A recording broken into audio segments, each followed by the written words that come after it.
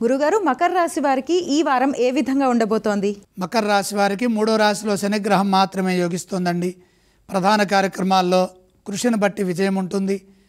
ఏకాగ్రతతో ధర్మబద్ధంగా పనులు మొదలు పెట్టాలి. ఏ పని ప్రారంభించినా అందులో నిబద్ధత, ధర్మము, చిత్తశుద్ధి 3 అవసరము. నియమనిష్టలతో పనిచేయడం ద్వారా సంస్కారవంతమైన ఫలితాలు సిద్ధిస్తాయి.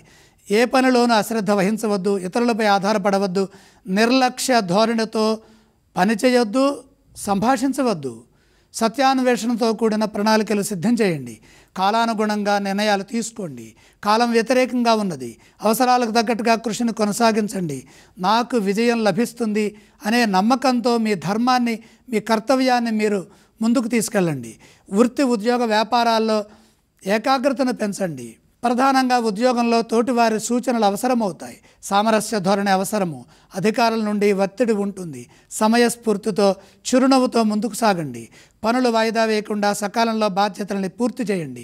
శ్రమకు తగిన గుర్తింపు ఉంటుంది. ముందస్తు ప్రణాళికలు లేకపోతే చాలా ఇబ్బందులు ఎదురవుతాయి.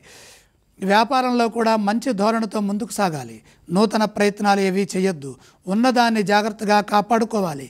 కొత్త ప్రయోగాలతో నష్టాలు ఎదురు కాకుండా చూసుకోవాలి. చంచలత్వ ధోరణి లేకుండా భవిష్యత్తులో మంచి జరుగుతుంది అనే భావనతో శాంతంగా ముందుకు సాగటం ద్వారా మంచిని పొందుతారు. ఏ స్తోత్రాన్ని పఠించాలి?